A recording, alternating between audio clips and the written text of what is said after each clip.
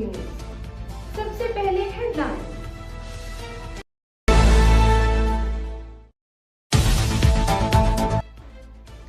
Aircraft engineers का एहतजाज, airline की परवाज़ मुतासर। ज़राए के मुताबिक पीर की रात 8 बजे के बाद से कौमी एयरलाइन की बैनुल-अक़वामी परवाज़ें रवाना नहीं हो सकी। मुतअद्दिद परवाज़ें ताख़ीर का शिकार, मुसाफिरों को मुश्किलात। मुतासरा मुसाफिरों में बड़ी तादाद उम्रा ज़ायरीन की है।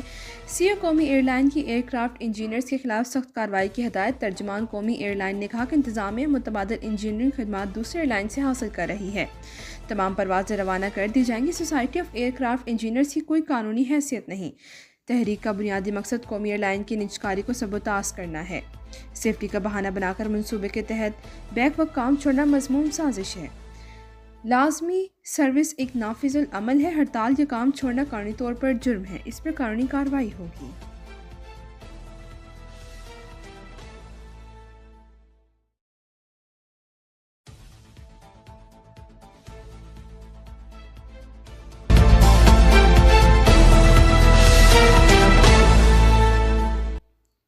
कराची के निश्तर रोड पर डंपर की टक्कर से नौजवान शाहजेब जाँ बाग, एहलिया जख्मी। मुश्तलिल अफराद ने डंपर को आग लगा दी। डंपर ड्राइवर को गिरफ्तार कर लिया गया।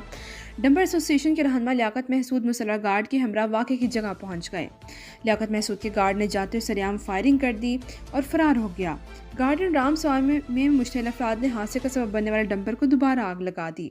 लियाकत महसूद ने कहा कि इन पर कातलाना हमला किया गया तो जांच और नेशनल हाईवे बंद करेंगे। गवर्नर सिंध का सरेआम मसले की नुमाइश और फायरिंग का नोटिस। शहरियों पर बंदूक तानना किसी सूरत काबिल कबूल नहीं। आईजी सिंध वाक़े का नोटिस दें, मुलजिम के खिलाफ कानूनी कार्रवाई करें। गवर्नर सिंध का जाँ बाग शख्स के लवाहिकीन से इज़हार ताज़ियत।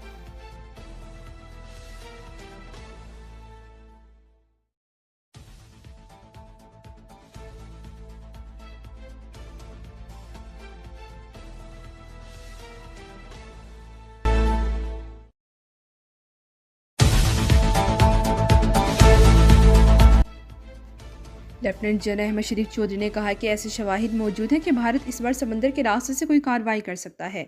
लगता है कि भारत समंदर के रास्ते कोई फॉल्स फ्लैग ऑपरेशन करेगा और झूठ बोलेगा कि पाकिस्तान के खिलाफ बड़ी कार्रवाई की। हमें भारत की कार्रवाई से मुतालिक पता है, मुकम्मल तौर पर अलर्ट है। लेफ्टिनेंट जनरल अहमद शरीफ चौधरी ने कहा कि अफगान मीडिया भारतीय मीडिया के साथ मिलकर फेक वीडियोज़ फैला रहा है।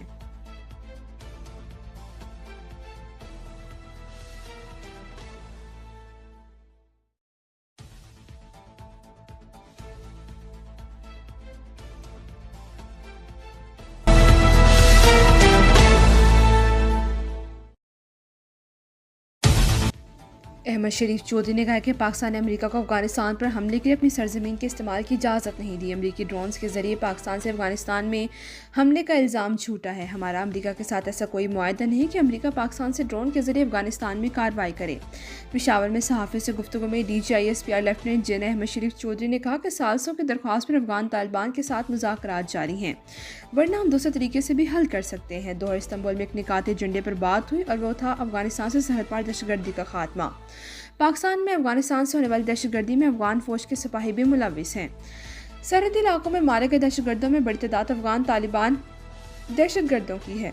इंटेलिजेंस बेस्ड ऑपरेशन में भी दहशतगर्द मारे गए, जिनमें 128 अफगान तालिबान दहशतगर्द थे। DGISPR ने कहा कि वादी तीरा में ड्रोन्स ANF और FC के जरिए पोस्ट तल्फ की गई। एक सवाल पर DGISPR ने कहा कि सुहेल आफरीदी खैबर पख्तूनख्वा के चीफ मिनिस्टर हैं और वह बस इतना ही कहेंगे कि वो पब्लिक सर्वेंट है, किसी पर इल्ज़ाम नहीं लगा सकते। खैबर पख्तूनख्वा में गवर्नर राज की खबरें तखय्युलाती हैं। अगर ऐसा कोई फैसला हुआ तो हुकूमत का अदारा इख्तियार है।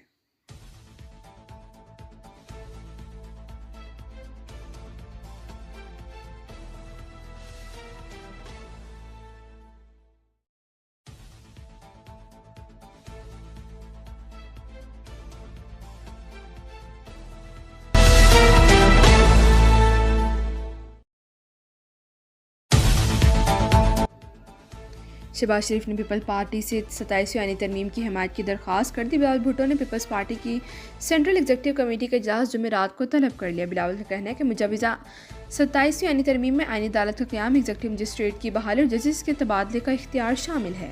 सूबाई हिस्से के तहफ़्फ़ुज़ का खात्मा और आर्टिकल 243 में तरमीम के नफाज में मुजवज़ा 27वीं तरमीम का हिस्सा है।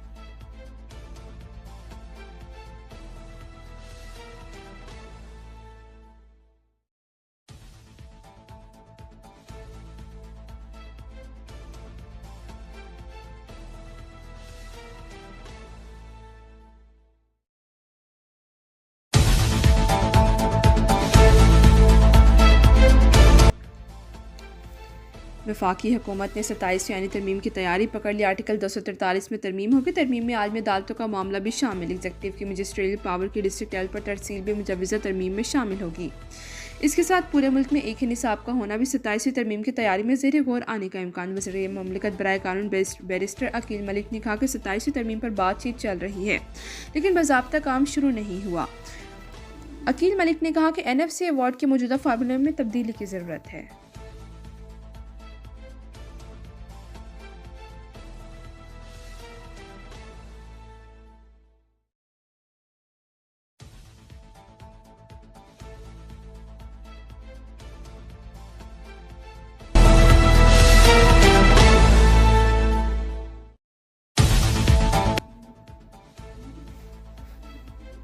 PTI के रहनुमा असद कैसर का कहना है कि 27वीं तरमीम की तजावीज़ मुस्तरद करते हैं। 27वीं तरमीम से अदलिया का किरदार मुकम्मल ख़त्म किया जा रहा है।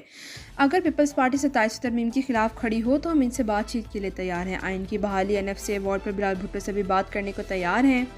गुफ्तगू में कहा कि 26वीं तरमीम के दौरान भी आईनी अदालत की तजवीज़ थी, आईनी बेंच के भी खिलाफ थे। समझते हैं कि एक ही सुप्रीम कोर्ट है और तमाम केसेस इसी तरफ चले जाते हैं।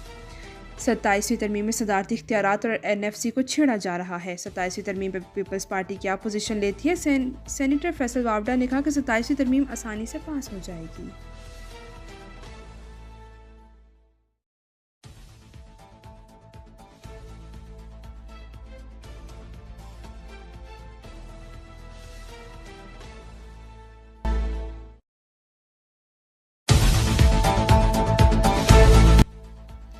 सदर आसिफ अली जरदारी 3 रोज़ा सरकारी दौरे पर कतर पहुँच गए। सदर जरदारी आलमी समाजी तरक्याती कॉन्फ्रेंस में शिरकत करेंगे। समाजी तरक्की और जामे माशी नमो के इक़दाम पर रोशनी डालेंगे। सदर गुरबत के खात्मे, सेहत, तालीम और पायदार तरक्की में पाकिस्तान की कामयाबियाँ उजागर करेंगे। दौरे के दौरान मुख्तलिफ आलमी और इलाकाई रहनुमा और बैनुल अक़वामी तंजीमों से मुलाकातें भी करेंगे।